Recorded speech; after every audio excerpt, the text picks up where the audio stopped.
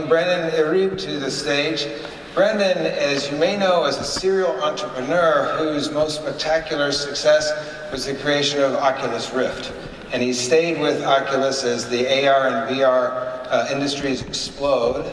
But he's also a great, great friend of science centers. And he's a great friend of the tech. He's supporting us in some of our efforts on AR and VR and MR. So I'm really, really pleased to welcome the creator of Oculus Rift to ASTC. Welcome, Brendan.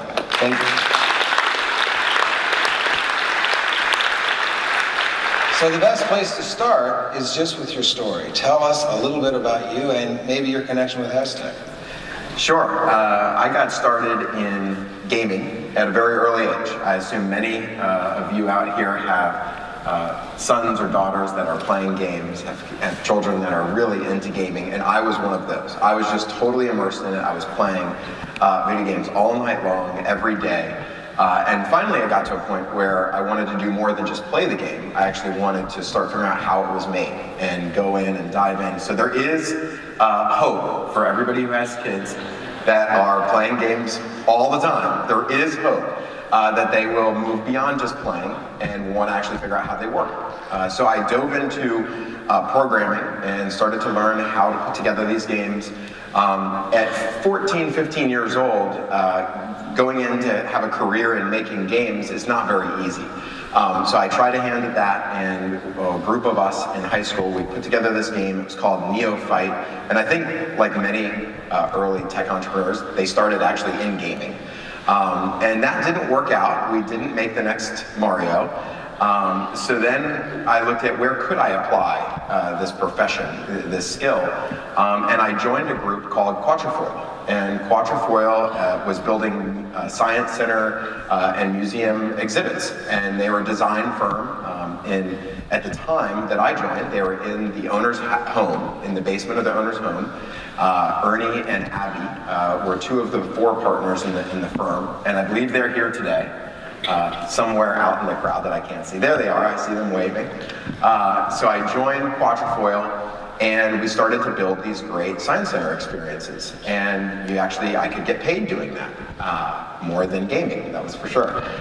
So I dove into that and really had a lot of fun. And actually, when I was thinking about talking to you and talking about this conference, it reminded me that the very first technology conference I ever went to was ASTC 20 years ago.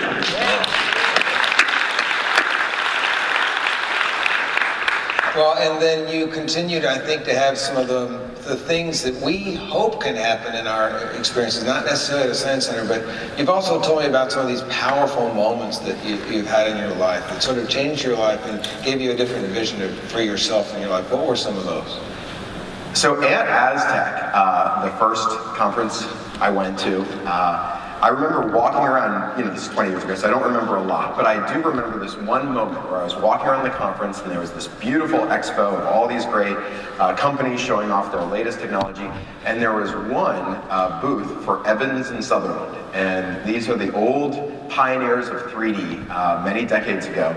And they were showing off the latest and greatest in graphical processing hardware, these GPUs that we know of today that are in everybody's phone. Back then, they weren't popular yet. They weren't in personal computers. And they were showing off this 3D experience of a hang gliding through like a Grand Canyon. And I remember walking up and just being completely blown away by how good the graphics looked. It was texture mapped, so the Grand Canyon walls, the cliffs actually looked real. They had real textures on them, and this is all things you couldn't do on the PC at the time, but you could do on these fancy workstations they had.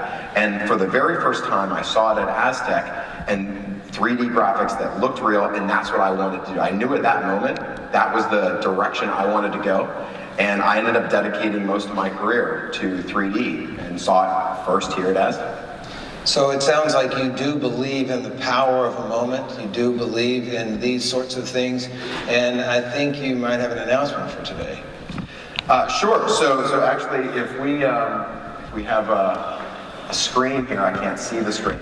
So this is actually Ernie and I at Quatrefoil. So this is when we were working on building some science centers and museum experiences 20 years ago. And then if we go to the next slide, if we go one, that is actually me at the tech. This was kind of fun to dig up old photos. Thank you, Ernie and Abby, who sent me these. So this was actually me at the tech, and believe it or not, another moment that we were talking about was that I got the chance with Quattrofoil to work on the very first set of experiences for the opening of the Tech Museum 20 years ago. And this is us putting them together before it opened. If we go to the next slide.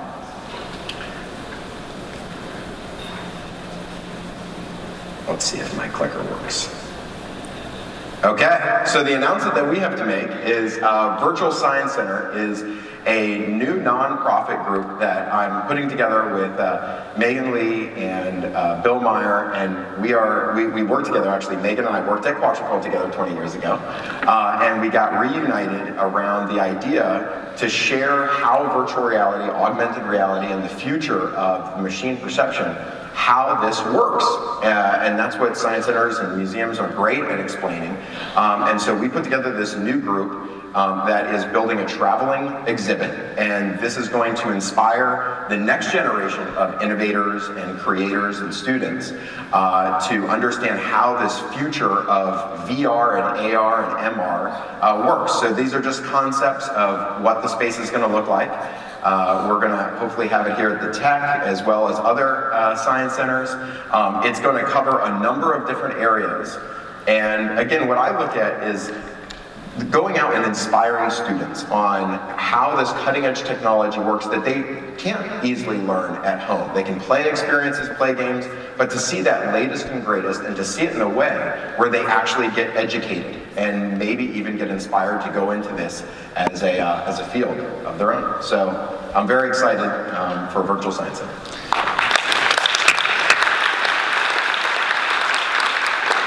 So in the 20 years from when you were at the Tech to the present, you have dialed in as an entrepreneur, as a technologist. It's very rare that someone would come back to our industry and do something like this. But before we talk about why you believe in us, so to speak, take us a little bit through your history. You worked at Quattrofoil, then you went to college and so on and so on. Just take us a little bit, and how did you become who you are now? What have you done such that you've actually continuing to return back to your roots?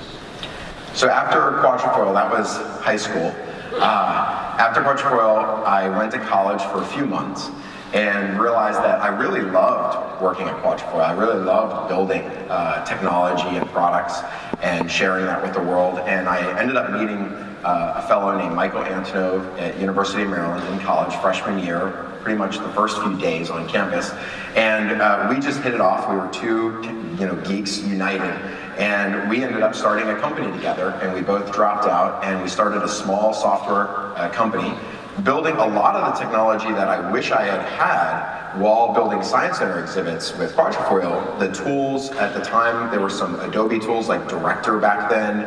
Flash wasn't really around yet, it was just starting, there was Shockwave. And we really wanted tools to make it easy to create interactives. So we set out to build one, shouldn't be too hard. It ended up taking a long time. It took about 4 or 5 years to build the first piece of tech and really launch that company. That company ended up making a user interface technology for video games, because we still loved video games. And after about 10 or 12 years, it ended up getting acquired by Autodesk, and our technology got used in about half the games made. So it all worked out really well, and it was a very exciting ride. And then I thought, okay, what next? What do I do next? And I always wanted to come out and live in California, actually. I love California. The first time I ever came to Silicon Valley, again, was for the Tech, which I fell in love with this area. So I decided to take a role at a startup after that first company in California. And sure enough, that one went well too. A lot of this is luck. That one was also in video games. That got acquired a year later, which was pretty incredible. And Michael and Nate and Andrew from the first company had all come with me to the second company. And the four of us ended up meeting, I got a chance to meet Palmer Luckey, who had this duct-taped hot glue gun prototype of a VR headset that you kind of held up and looked through. And it really reminded me of the early days of Quadrifoil, working with Ernie, who would do the electronics, and I would be doing the software. So when I met Palmer, we just fell in love with the concept, and that began Oculus. And so we launched a Kickstarter. It really kind of took off out of nowhere, and the rest is history, I guess. It's 5 years ago, and it ended up, going from a science project, kind of small little niche developer kit that we thought would be great for gamers, to creating a whole new industry. And we didn't start out to create a company or an industry. We started out to just make this really cool product that we loved. And here we are today.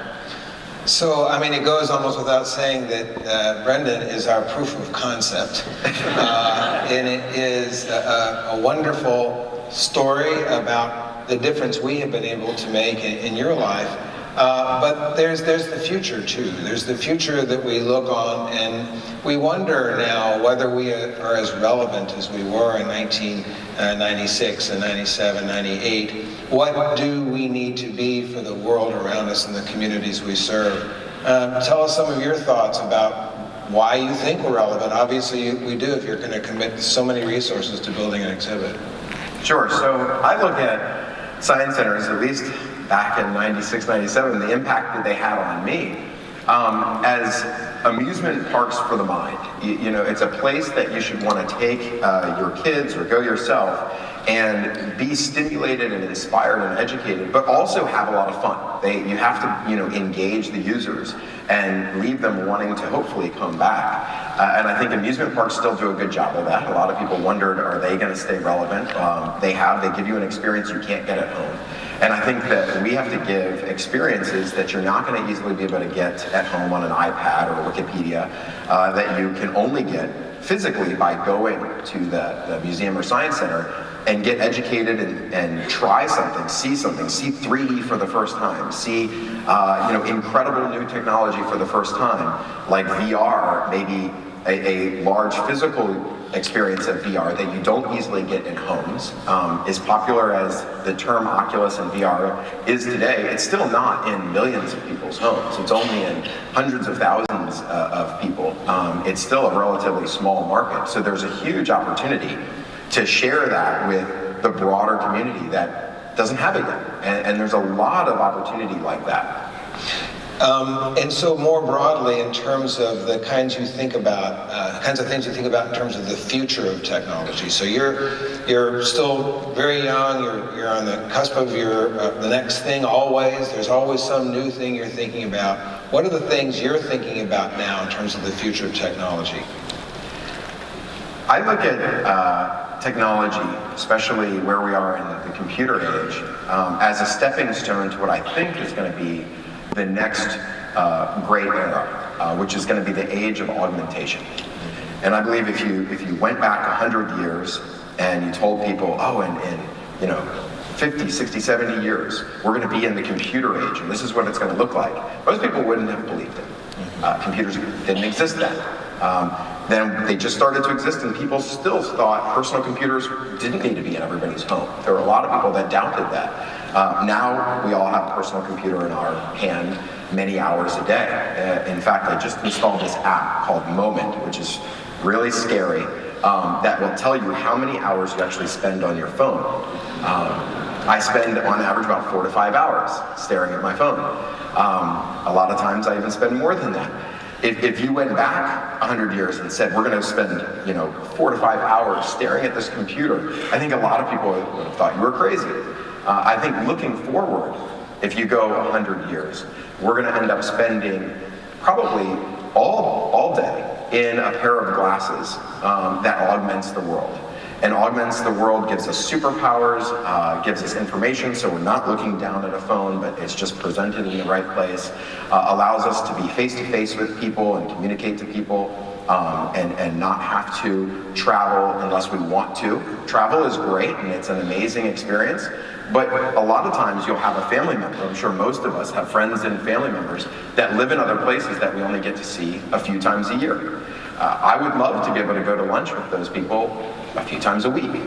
And a pair of glasses that can completely augment our perceptual system is going to allow us to have the same experience, very, very close to the same experience that we get physically when we're face-to-face, but is going to allow us to do that virtually.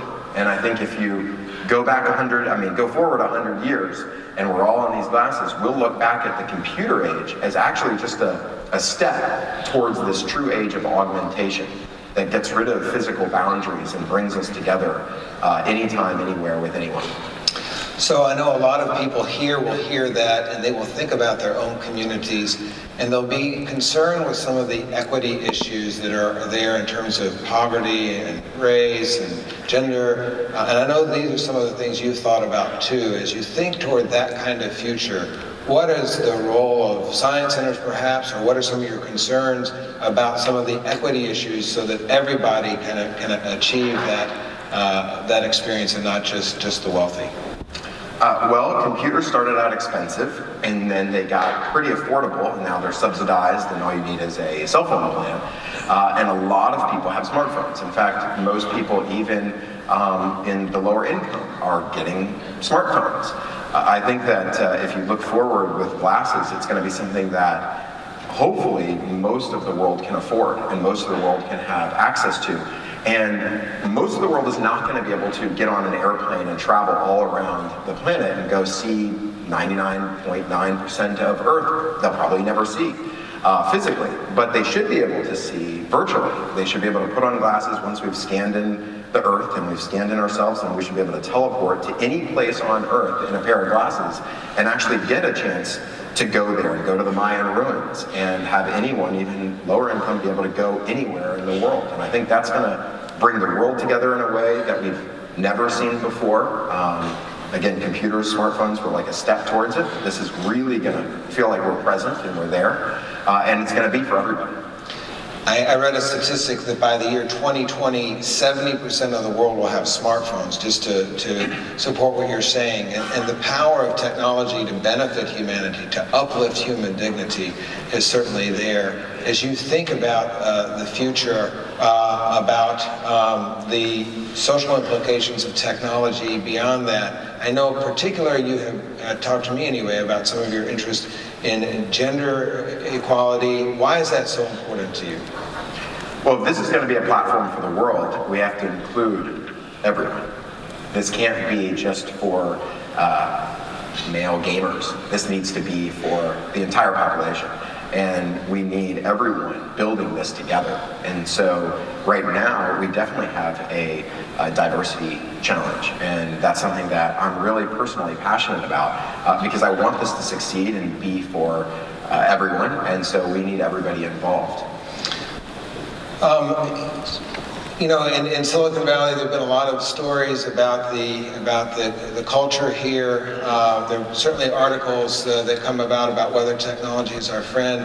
I would say that you represent, young, strong, creative leadership in Silicon Valley. Would you say that there are many people like you, or are you on an island by yourself, Brendan? I think there are many people. I would say there are a lot of people in a growing number that are starting to get inspired around this particular vision of the future. Also a vision of having a very inclusive world and an inclusive industry where this is just as much women and underrepresented minorities as it is male video gamers. So I think we want everybody involved, and that's something that's really, really important to the success of this. And I think Silicon Valley is at least finally waking up to that in a big way. So maybe a final question, because I know we've had a long morning, but it is a real pleasure to have you here. And it is a pleasure to know that we had a big impact on your life as we go forward. Is there anything final you'd like to share with all 2,000 of us here today? Just that I love what you guys do. You made a huge impact on my life. I think you've made that kind of an impact on many others. If it wasn't for Aztec and seeing 3D for the first time, if it wasn't for the tech and getting out to Silicon Valley and being so inspired around California and the technology that was happening at the tech, I probably wouldn't be here today. And if it wasn't for companies like Quatrefoil, who are building this kind of technology, again, I may not have gone this path. And so you guys really do make a difference. You inspire students and everybody like me. And now I'm excited to be working with you again a few decades later, and I can't wait to see what this next generation of innovators and entrepreneurs brings that we inspire together. Thank you, Brendan, and thank you.